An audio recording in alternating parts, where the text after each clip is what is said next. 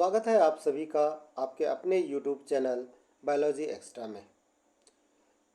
हम अध्ययन कर रहे हैं क्लास 11th बायोलॉजी का चैप्टर फर्स्ट लिविंग ऑर्गेनिज्म। और आज के इस वीडियो की शुरुआत हम करेंगे एक प्रश्न से कि लिविंग ऑर्गेनिज्म में ऐसे कौन से कैरेक्टर हैं जो डिफाइन कैरेक्टर हैं और कौन से कैरेक्टर आइडेंटिफिकेशन कैरेक्टर हैं। तो आज का हमारा टॉपिक है define and identification character of living organism. चलिए इस पर हम चर्चा करते हैं। दोस्तों, जैसा कि आप लोगों को मालूम है, इस दुनिया में केवल दो तरह की चीज़ें हैं। सबसे फर्स्ट चीज़ें जिनमें जीवन पाया जाता है, जिनको हम लिविंग थिंग्स कहते हैं, और दूसरा जिनमें जीवन नहीं पाया जाता, जिसे नॉन लिविंग थिंग्स कहते हैं। लेकिन किसी चीज़ को हम जीवित कैसे माने और किसी को नॉन लिविंग कैसे माने? तो सीधी सी बात है कि जिनमें जीवन के लक्षण पाए जाते उन्हें हम क्या कहते हैं? उन्हें हम कहते हैं लिविंग थिंग्स। अब जीवन के लक्षण का मतलब है कि उसके अंदर कुछ ऐसी गतिविधियां हो रही हो, कुछ ऐसी चीज़ें हो रही हो जो यूनिक हैं, तो हम उनको लिविंग थिंग्स मानते हैं। और इन गतिविधियों को हमने नाम दिया है वाइटल एक्टिविटीज़, जैविक गतिविधियाँ। अब ये जो जैविक गतिविधियाँ हैं जिन जीवों में पाई जाती है, उनको हमने क्या कहा? उन्हें हमने कहा कि ये जीवित हैं। और जिनमें ये गतिविधियाँ नहीं पाई जाती, उन्हें हमने क्या कहा? नॉन लिविंग या निर्जीव कहा। तो अब हम देखते हैं कि लिविंग थिंग्स में पाए जाने वाले कैरेक्टर्स कौन कौन से होते हैं, उन पर हम चर्चा करते हैं। देखिए, सबसे फर्स्ट हम बात करते हैं features of living things. Characteristic of living things. Living things are the organism which has a life. जैसा कि अभी हमने थोड़ी देर पहले चर्चा की, हमने जाना कि लिविंग थिंग्स ऐसे ऑर्गेनिज्म हैं, ऐसे वस्तुएं हैं जिनमें क्या पाया जाता है? जीवन पाया जाता है। ठीक है। साथ में क्या बोल रहा है कि they have several properties like reproduction, growth, movement आदि। और इनमें कई जो है प्रॉपर्टीज पाई जाती है जो उनको जीवित बनाती है, उनमें जीवन के लक्षण दर्शाती है। Living things can grow and reproduce to increase in number. तो ये सारी की सारी प्रॉपर्टीज हैं जो किसी लिविंग थिंग्स में होनी चाहिए। चलिए आगे हम बात करते हैं। अब यहाँ देखिए, किसी लिविंग थिंग्स में कौन कौन से कैरेक्टर्स पाए जा सकते हैं, उन पर हमारी चर्चा होती है। तो सबसे पहले उनका एक डेफिनेट शेप एंड साइज होना चाहिए। दूसरी चीज, उनका अपना एक ऑर्गेनाइजेशन होना चाहिए, coordinate working of the body के लिए। उनका अपना एक सेलुलर ऑर्गेनाइजेशन होना चाहिए, ग्रोथ होनी चाहिए उनमें। ठीक है। मूवमेंट की क्रिया होनी चाहिए, न्यूट्रिशन होना चाहिए, रिस्पायरेशन होना चाहिए, एक्सक्रीशन होना चाहिए, सेंसिटिविटी होनी चाहिए।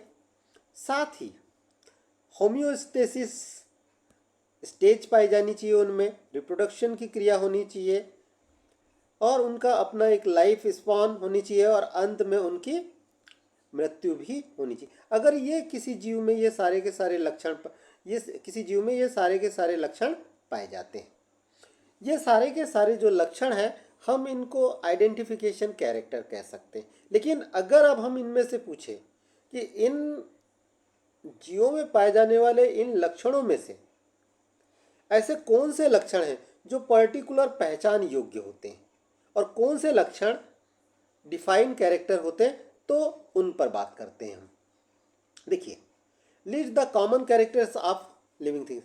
भाई, कुछ कैरेक्टर ऐसे होते हैं जो लिविंग थिंग्स में कॉमन रूप से पाए जाते हैं। अब ये कौन से कैरेक्टर्स हैं? जैसे कि मूवमेंट का पाया जाना, रिप्रोडक्शन का होना, रिस्पायरेशन का होना, रिस्पॉन्सिवनेस का होना, एक्सक्रीशन का पाया जाना, एडॉप्टेशन का पाया जाना। यहाँ पर एक बात जो मैं आप लोगों को बताना चाहता हूँ कि किस कैरेक्टर को हम कॉमन कैरेक्टर माने या आइडेंटिफिकेशन कैरेक्टर माने और किस को डिफाइन कैरेक्टर माने, ये बड़ी समस्या रहती है अक्सर। तो ये समझ लीजिए, अगर किसी जीव में कोई कैरेक्टर पाया जा रहा है तो वो उसका कॉमन कैरेक्टर होगा। भाई, मूवमेंट का पाया जाना, रिप्रोडक्शन का पाया जाना, रिस्पायरेशन का पाया जाना, रिस्पॉन्सिवनेस का पाया जाना, एक्सक्रीशन का पाया जाना, एडॉप्टेशन का पाया जाना, ये किसी जीव के कॉमन कैरेक्टर हैं।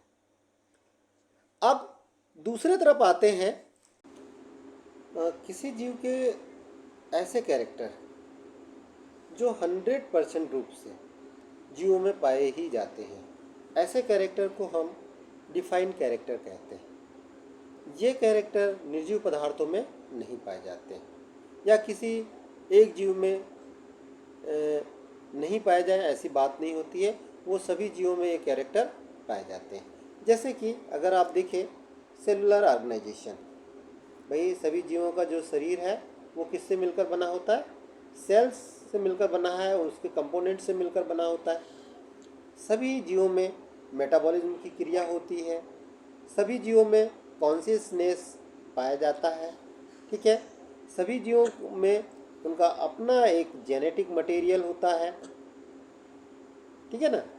तो ये कुछ कैरेक्टर ऐसे हैं जो 100% रूप से जीवों में पाए जाते हैं, और ऐसे कैरेक्टर जो 100% रूप से जीवों में पाए जाते हैं उन्हीं कैरेक्टर को हम डिफाइन कैरेक्टर कहते हैं। अगर कोई कैरेक्टर किसी जीव में पाया जाता है लेकिन 100% जीवों में नहीं पाया जाता तो वो उसके आइडेंटिफिकेशन या कॉमन कैरेक्टर कहलाते हैं। सेलुलर ऑर्गेनाइजेशन का पाया जाना, भाई सेलुलर ऑर्गेनाइजेशन का पाया जाना, प्रत्येक जीव में भाई उसका अपना एक ऑर्गेनाइजेशन होता है, प्रत्येक जीव सेल का बना हुआ होता है, ठीक है। तो 100% जीवों में पाया जाता है, भाई नॉन लिविंग थिंग तो सेल का बना नहीं होता। दूसरा मेटाबॉलिज्म का पाया जाना, मेटाबॉलिज्म का पाया जाना प्रत्येक जीव में होता है। प्रत्येक जीव के अंदर एनाबॉलिज्म और केटाबॉलिज्म की प्रोसेस होती रहती है, सरल पदार्थों से जटिल पदार्थों का बनना और जटिल पदार्थों से सरल पदार्थों का बनना, ये होते रहता है, ठीक है। कॉन्शियसनेस का पाया जाना, ये किसी जीव के डिफाइंड कैरेक्टर हैं, ठीक है। तो आज के इस वीडियो में आपने क्या जाना भाई कि कौन कौन से कैरेक्टर जो है वो डिफाइंड कैरेक्टर हैं और कौन से कैरेक्टर आइडेंटिफिकेशन कैरेक्टर है। एक बार की पॉइंट्स की तरफ ध्यान दें। कोशिकी संगठन, संवेदनशीलता, उपापचयी समस्थापन तथा अनुवांशिक पदार्थ के रूप में डीएनए की उपस्थिति जीवों के डिफाइंड कैरेक्टर के रूप में पाए जाते हैं।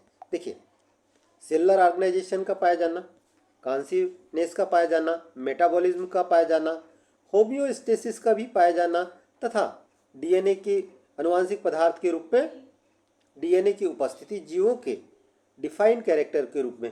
अब यहाँ पर एक बात ध्यान में रखिएगा, कुछ जीव ऐसे भी होते हैं जिनमें जेनेटिक मटेरियल के रूप में आरएनए पाया जाता है, ठीक है। इसके अलावा वृद्धि, प्रजनन, जीवन अवधि, गति, श्वसन तथा मृत्यु जीवों के आइडेंटिफिकेशन फीचर्स माने जाते हैं। चलिए अब देखते हैं कि आज के इस वीडियो में आपने क्या जाना। आपने जाना कि कौन से कैरेक्टर आइडेंटिफिकेशन कैरेक्टर हैं और कौन से कैरेक्टर डिफाइंड कैरेक्टर हैं। तो इस वीडियो को देखने के लिए आपका बहुत बहुत धन्यवाद। अगर आपको यह वीडियो अच्छा लगे तो प्लीज़ इस वीडियो को लाइक एवं शेयर करना ना भूलें। फिर मिलते हैं एक नए वीडियो के साथ, एक नए टॉपिक के साथ। तब तक के लिए नमस्कार।